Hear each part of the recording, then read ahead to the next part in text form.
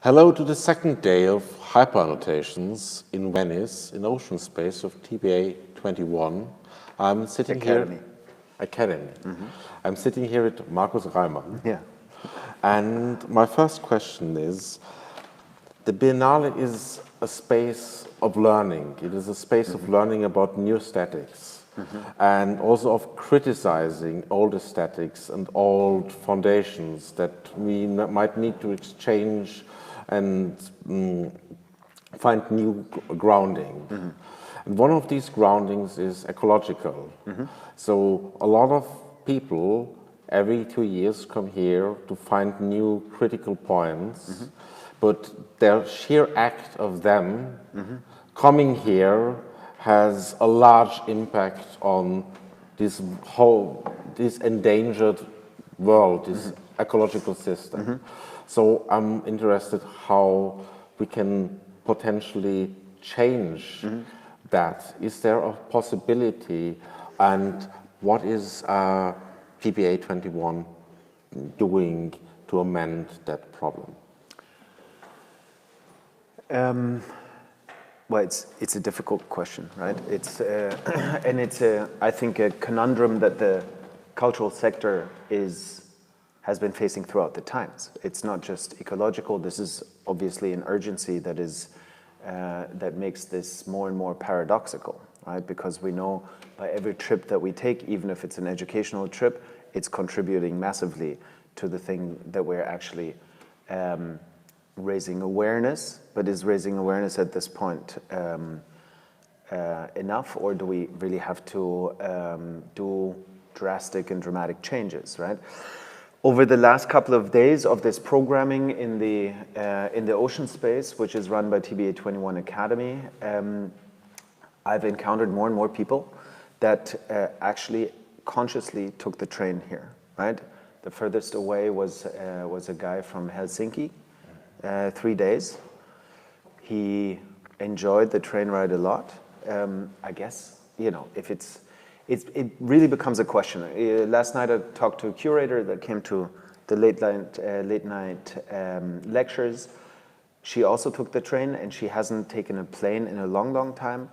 And she said it really, once you figure out the system, right, of trains, it gets a lot easier. But it really is a conscious choice over and over and over. And I think this is the thing that is so hard to break out of, right? Is the convenience. It's the convenience to fly to Venice and then fly back to New York and then go back to Basel, right? Which is like 4 weeks. How do we change this? I'm not 100% sure. I'm not 100% sure. I think it would be super interesting if the next appointed curator would come up with a Lars von Trier dogma for the next Biennale, right? And it says every material used can only be hand carried from a certain distance. You know, this is, I mean, this would be something. Otherwise, there's obviously these large, elaborate mitigation schemes that one could look into, and this is what we actually and actively do at the Academy, right? So we, before we mounted our first exhibition, we initiated 3 conservation projects, are still running one actively ourselves through a sister foundation that we needed to spin out because the program has become too elaborate. But the main focus of the whole thing is kind of a regrowth of the fish stocks, coral restoration, mangrove restoration, seagrass restoration, which are like the biggest carbon sinks there are, right? So this is what we actively do, which I feel better about because I know how it's done and what is done. I feel better about than buying a plot of forest, right? And say, okay, good, there's now this tool, which is a tree, and this tree is going to cycle some carbon, and now it's like, it's a different form of utilization of nature, right? Than actually making sure that we foster and support the regrowth of it. So this is what we actively do. There are other mitigation schemes. Olaf Eliasson yesterday in the conversation that we had here in this space made the calculation of how much oil is saved when passing out the little suns that he produces. Yeah, I was quite surprised how much gas is actually saved.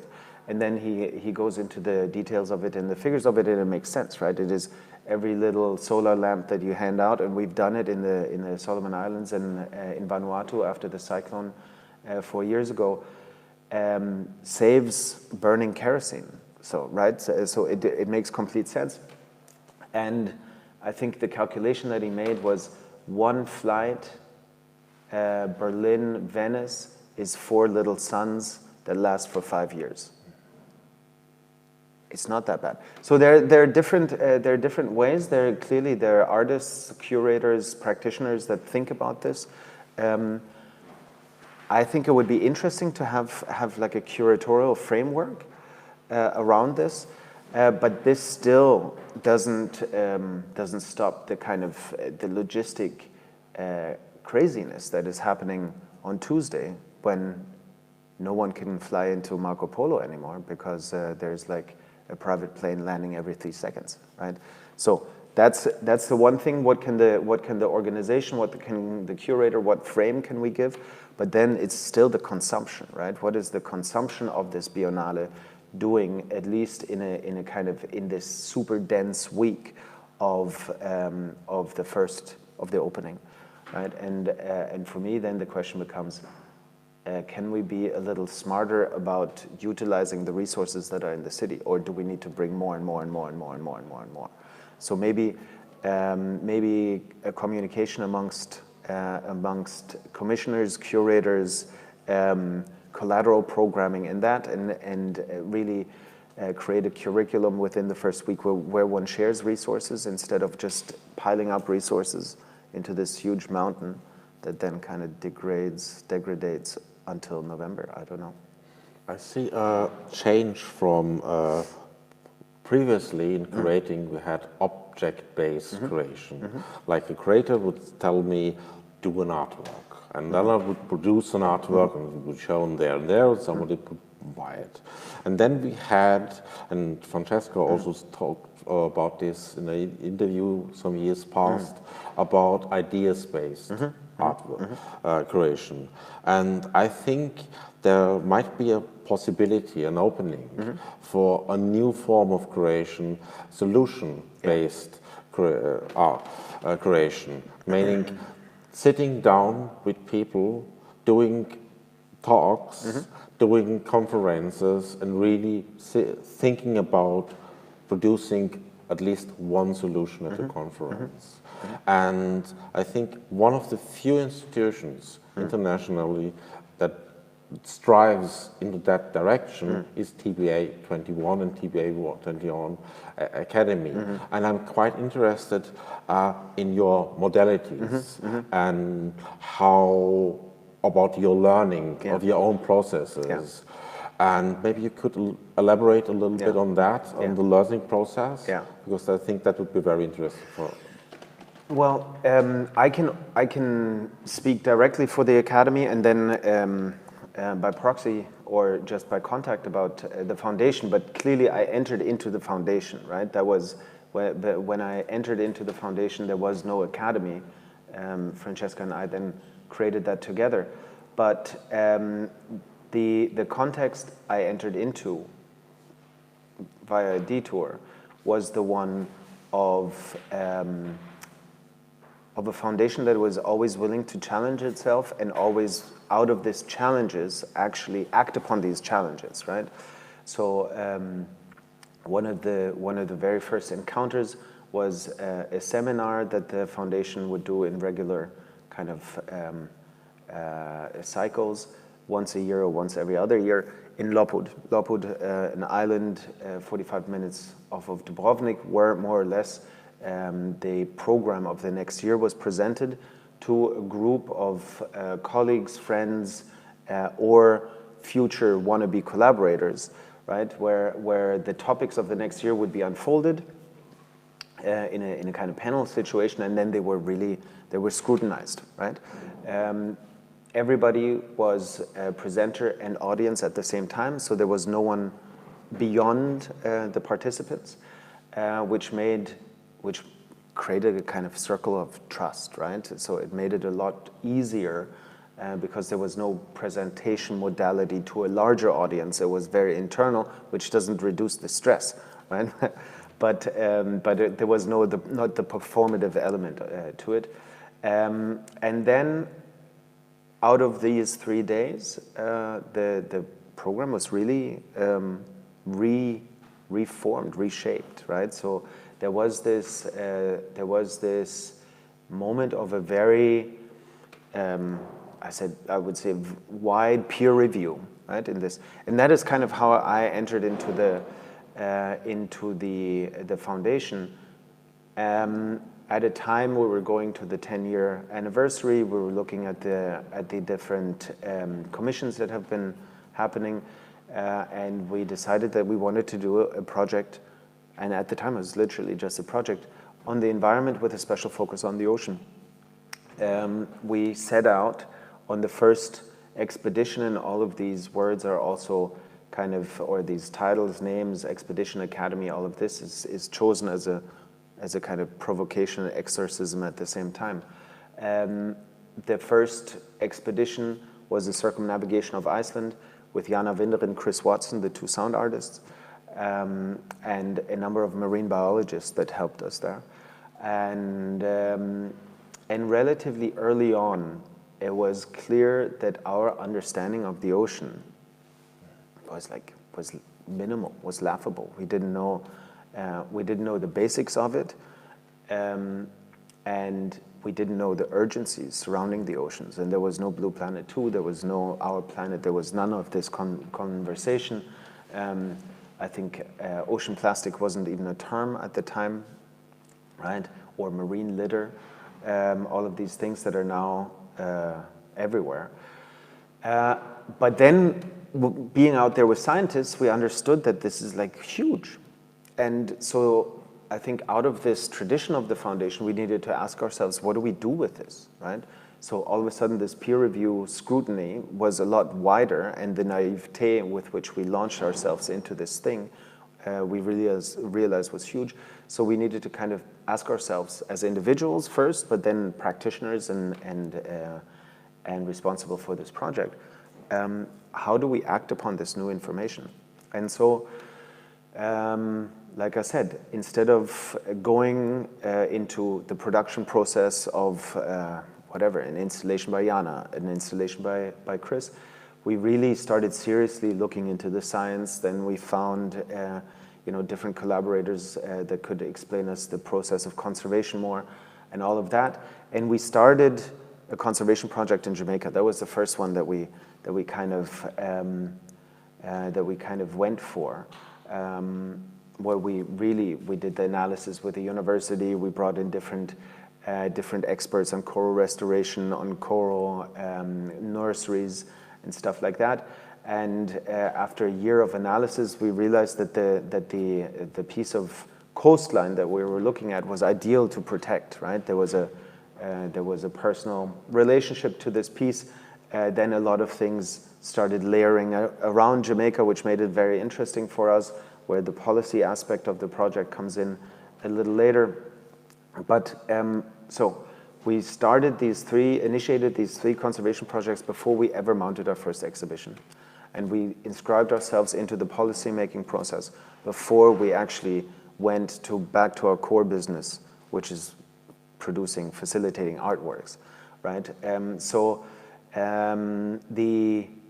The understanding of the urgencies, the understanding of our little understanding, led us to really launch into a completely different direction. And that is why the Academy has become a very different beast than TBA 21, although it's informed by the same kind of curiosity, investigative spirit, but then also, we take the liberty to act differently upon the information. I see that the art world has suffered for a long decades from a linear perspective, meaning that it's not group-based, but based on the opinions and the wishes of a singular person, and we are more leaving the era of linear creation, linear organization, more to a lexical form of organization and organization building. And in the art world, TBA 21 is definitely one of the on the forefront of this development. And I'm quite interested because sometimes the old world lashes out against the new. And has TBA 21 experienced such resistance at some point? I don't want to ask you for specific points, but how were you able to convince people to engage in such an interdisciplinary process when they might have said, we don't engage with art world, we have bad experience on that, I don't want to be used. How were you able to conglomerate different opinions in what you have become now? Well, I think the first kind of skeptical reaction was really from the art world, right? When we kind of announced that we're going to start a project that is focused on the ocean. And then I think an expression of really the lack of understanding about the ocean is that people would say, but why would you limit yourself to the ocean? And you're like, okay, take a step back, look at the globe. 72% of the surface of this planet is water, right? So we're not necessarily limiting ourselves, we're expanding, right? So that was the first kind of skeptical, critical reaction. Then clearly you get these kind of cynical remarks when you go out there with a proposition like that. It's like, how is art going to save the world, right? What do you have to contribute? And then you get, on the other hand, when you start reaching out to scientists, they're like, this is very strange. You're an art organization. This can't be serious. So it took a lot of convincing. It took a lot of also just serendipitous encounters with scientists or scientific organizations or with someone within the United Nations that says, okay, I see the potential. Let's do everything to kind of push the framework, right? And this happened within the International Seabed Authority. It happened within the United Nations. It happened within the Technical University in Trondheim, and, right? So now the Academy has created this network, this nexus of people, of practitioners, of experts, that opens doors, right? So if whatever, the head of the Fridtjof Nansen Institute, who's one of the leading legal experts on sea level rise and working with the Anthropocene Working Group, calls the guys at the International Seabed Authority and says, okay, this is a guy called Armin Linke, I've worked with him before, you should really give him an interview, then you have a good chance to get an interview, right? So, and this is how it went, but this is like nearly 9 years in the working now. And it took a lot of convincing and a lot of just sticking with it, right? I think this is also something that we see now is the process and the kind of methodology that we've developed over these 3-year cycles, where we have the fellowship program, The Current, which was first led by Ute Meta-Bauer, where she goes on one expedition a year over 3 years, inviting 5 people from different disciplines, looking at different, like let's say, curatorial concepts that we had agreed upon beforehand, but then always also looking at the effect of climate change on the ocean, the species living in the ocean, the communities that inhabit its shores, and how to communicate this differently outside of an exhibition, which we then call convenings, and they're these 2 to 3 day performative conferences, right, where we really elaborate the questions and findings arising from expedition to an audience that would usually not get these kind of conferences, right? So the first one was in Jamaica and Kingston, the second one was in Kochi in India, and the last one was in Singapore. She brought it home. Chus had our first one here in Venice, where we, for the first time, opened the doors of the ocean space. Superflex, so Chus Martinez and Superflex are the next expedition leaders. Superflex had the first one at home in Copenhagen. right? So this has been a public programming that we've been doing for a while, and we're doing it quite expansively. But this is really giving people the time to react differently, right? Not necessarily immediately having to transfer this experience, which is it's a massively impactful experience to be for 2 weeks together in a confined space with people that you might not know or definitely not know well, and you go to a place like Papua New Guinea that is so foreign for you. If I ask Amin Linkit to make a work immediately out of that, right? I'm reducing the guy into a travel journalist, which I'm not interested in, but I'm interested in the way that he perceives, with all of his understanding of framing an image, reading an image, putting an image into the history of image making. How does he perceive a landscape like that is heavily impacted by colonization, by extraction, by exploitation, and all of that, right? So this is a lot more what I'm interested in. What comes out of this is then that we see, okay, Amin has developed an idea. Let's embark with him on a 3-year research commission, which was then the work that we showed last year at the former offices and laboratories of ISMA. So it is really this time and this intense engagement with the topics through our networks that we make possible, and just that we stuck with it for so long, right? This has kind of made it possible to establish this network, which I think many cultural institutions don't have the freedom to do anymore, right? Because you need to react to the next big thing and the next big thing and the next big thing, or you want to be, ahead of the next big thing and the next big thing and the next big thing, which we just give it the headline ocean, right? But there's a huge difference between the work that Amin did from the work that Joan did and the work that Territorial Agency will do and the work that Superflex will do, right? So the topic seems a reduction, but it gives us a huge freedom because it's an immense field. And also the ocean is one of the least understood and scientifically delved into parts of the world. Exactly. We have a gigantic biome there with a big part of it dying or being on the red list, and we have not delved into that field, especially in the arts. Yeah.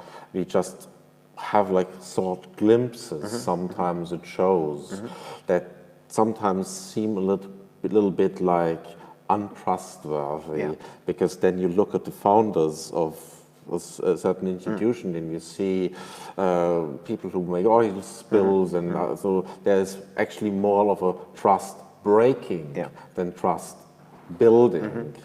And I think the future needs to be to have certain missions that are really stuck at, because you can't just take one topic, be it homelessness, being it workers' council, being it ecological. There are a lot of issues, but just jumping from one issue to the next, at least in my opinion, is not going to solve something. It's just having a drop on a glowing piece of coal. Yeah, I think it's also, this is the moment where scientists feel kind of used, right? Because one parachutes in for a short amount of time, even if it's 3 years, right? But there is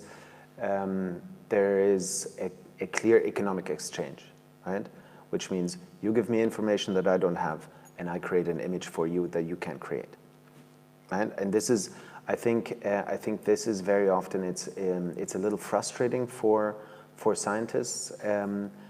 On the other hand, what is really it's quite interesting is then the authorship that is being claimed over the information that is done by someone else that wants to have authorship over it, although there's another huge team of scientists and research assistants and whatever behind this, right? So there's a clash of the singular geniuses, which is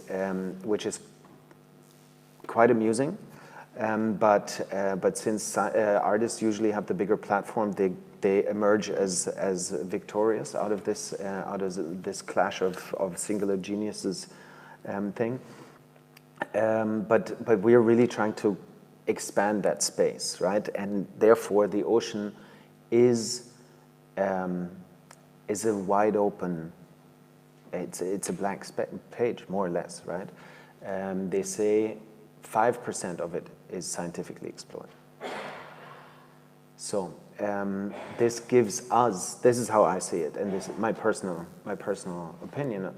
But it gives us the possibility to expand on this notion of research and how do we want to conduct research, because especially in the ocean, it comes pretty straight out of the military-industrial complex, right? It's super macho. It's like go out there, conquer, take, describe, taxonomy, boom, put it in a book, put it in a vitrine, put it somewhere, right? It's like that's the thing. Well, now there's 95% of the volume to do it differently, right? And this is the opening that I see right now, and this is the responsibility that I see as an agent that has received access to so many places, right? And for me, the question becomes, being in this space, how do all of these voices that are being marginalized, that live in and with the ocean since hundreds of years, how do we bring them into the conversation, right? So how do we open up this understanding of what is expertise, right? So how do we challenge this notion of why is a sensor more trustworthy than generation after generation after generation of oral history that can describe change so much better than this sensor that has been in the water since 5 years? Especially because certain histories have been completely discarded because of the Western view, and they are still being discarded because that's not how we do science, which is still a Western notion. Because science also not how do we do history, right? So supposedly the Pacific was full of fabulous women navigators. All throughout the Pacific, this is known. Once Cook came, there's a legend that arises. It's like passed down from father to son. It's a purely male thing to do, to be a big navigator, right? It's these weird moments where history is changed so dramatically into systemic power hierarchies, right? Where it really becomes a question: how do we reveal these kind of things, and how do we attach to these stories and reintegrate them into a larger discourse? It feels as if you have a patch of cloth, and since only people know that patch of cloth, they say that's the only patch of cloth that exists. Exactly. When it's actually just a patch of a larger cloth that it was cut out, and then they say that's our knowledge and understanding of science. When science is not Western, it was created much longer before in India, in China, but we're still discrediting that. Although we built on that, I mean, the Renaissance would not have been possible with Arab, Chinese influences, but still it's been discarded.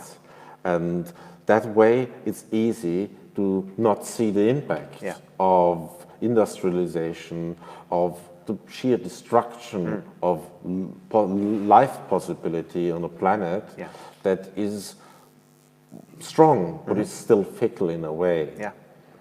And I think for me the most impressive experience throughout the years is that there are completely different possibilities and realities out there, right?